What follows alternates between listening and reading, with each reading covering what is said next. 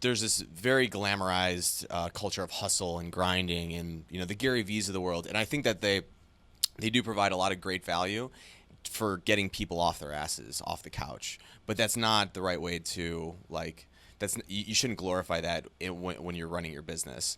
It's not about the number of hours you put in. It's like how much quality hours you put in, right? So it's analyzing, not once you get off your ass and you're at that focal point that you said.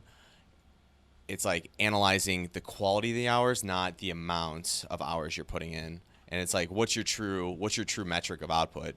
Like, for example, it's like when I look at an investment, I don't look at the gross, the money I can make from it. I look at the money I can make divided by the number of hours that I have to put into it. Because, if I can make $1 million, great. But if it requires 1,000 hours, it's not worth my time, right? But if it requires 10 hours, then it probably is worth my time, right? So that's the big difference. Quality over quality. Quality over quantity. So the question is do some people need Gary Vee and do other people need something else? And it's like, yes, I think it's an evolution. I think we've all been there, in a lethargic state, in an apathetic state where we just don't want to do anything. And in that time, you just need that motivation. You need that someone that yelling in your ear just to do something, not what to do, but just to apply, to get that jolt of momentum into your life. But then after you get there, then it's time to look at it more intelligently, find, like a subject matter expert in that area, and really dial in what you're doing, not just throwing harsh amounts of energy at things.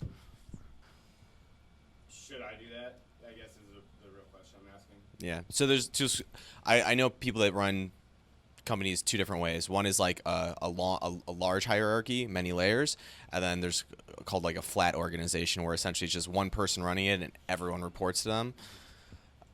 There's pros and cons to both. Too many layers is slows down communication and maneuverability, but it does structure things. So large companies have a lot of layers, global conglomerates, things like that. Small, flat companies where it's just one guy in minimal layers, it makes it a lot more maneuverable, and communication's a lot faster. However, things can get a little, when one person has 15 direct reports, it's usually not, the best. And I had that for a while.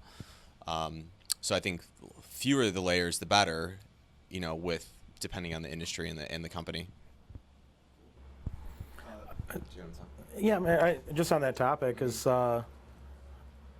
it depends on the size of your organization. I'm not a big fan of titles, Mm-hmm. Yeah. I'm just not a big fan of, when you talk about hierarchy, and I'm not saying you said it that way. I'm just saying, I don't think you have this problem, okay? But some people do that, they want to think more about a theoretical hierarchy than they actually want to do some shit that leads to productivity that drives the fucking bottom line, And, if you need a title to tell somebody that you're in charge, then you're really not in charge. You're just really not in charge. And I've talked about this previously, but I don't know. I have a few businesses, and I could say that I'm the CEO of this or that, and I'm the CEO and I'm the president and I'm the head janitor, and when something gets broken, I'm responsible for fixing whatever that bullshit is too. And all of those things are true, but you never ever hear me talk about I'm the CEO of blah blah blah. It's just a joke, I really think it's a joke when I hear.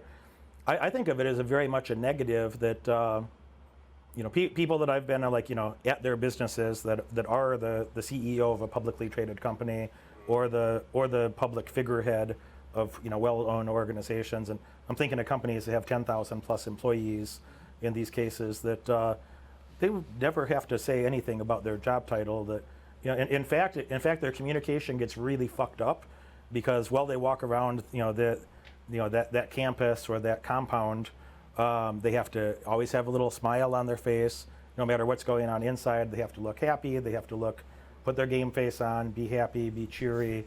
Oh hey Susan, oh hey Joey, and that's the game, And they can't even bring. I had a friend that had a shed, a building full of luxury vehicles, and he'd bring like a mid-level BMW to work, because you wouldn't dare bring, you couldn't bring $1 million car and show up in your $1 million car, so you'd show up with a $50,000 car to work, and employees had nicer cars in the parking lot, and that's not his preferred car to drive, but he just knows the other consequences there. So I mean, the real bosses are trying to tone things down. People don't get that about me. That's another thing about IG or YouTube, that like, even things that we're doing here is like, I'm hesitate to even talk about this, but I downplay a lot of things that are going on in my life to the public audience, to YouTube or Instagram. It's like, my life is way cooler day to day than my Instagram looks.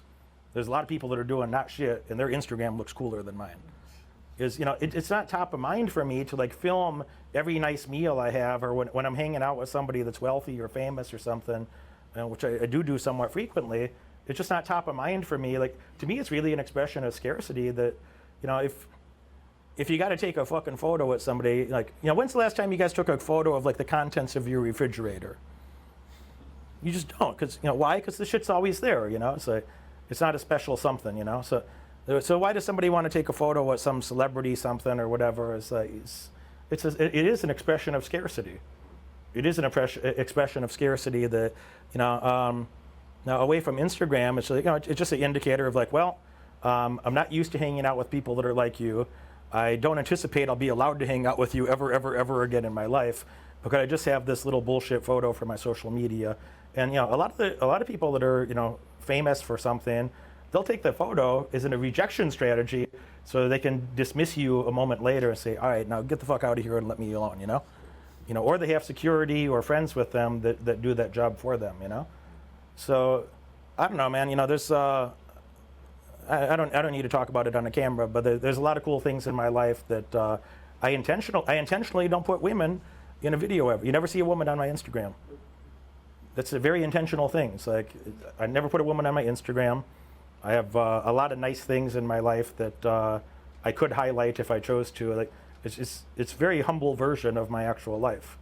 But Instagram is a place where people do exactly the opposite. That's kind of what it's for, So everybody else's life is hyperbolized, and then I got to get a DM about, that I'm poor or something. Yeah, I'm poor. Yeah, I'm poor and fat. I'm weak and stupid as well, just weak and dumb and fat and poor. That's my whole life. But that's the thinking of a person out there. Some people have done so much to have just hyperbolized over the top marketing, and I don't need to say anybody's names, but people are always standing next to their car, and they got to have, or there's another subset of people that they got to have 5 girls in every one of their videos. That you probably know exactly who I'm thinking about. So I don't know, bro. Like, you need that to fucking sell a finance program or an educational. Like, do you really have much content in your brain if you need to fucking show off your car to sell it? And then are those the people you want buying your shit that you got to deal with? Well, it's a different market. And that's the answer to it. Is they're dealing with they want to sell programs to the masses. They want a mass audience of idiots that they would never ever have any personal contact with. And I want exactly the opposite. That if somebody meets me or comes hangs out, it's like I don't need to talk. I didn't say a word about the square footage of the new place, and I don't want to. I didn't talk about some things I'm just not going to say on camera, but we could talk about privately. But there's a lot of other things I could show off that are financial artifacts, that brokerage accounts or jewelry or a number of other things that I could highlight and talk about more. And Moneyberg Mentoring is a general business course of like how to think and what are the fundamentals of business. This is a program about helping you make better decisions. I'm trying to give you some frameworks for how I'm thinking about things and how it's allowed me to go make more money. Just to say again, it's like, well, you're probably going to die sooner than you'd like. So how much time do you want to spend with the wrong people? This is not a get rich quick scheme. This is a get rich. Anything that I included as a homework assignment is something that's going to benefit your life long term. Derek, what's the one big thing? The one big thing is that you showed up here. I'm just saying, hey man, you can do a lot better, and you're going to.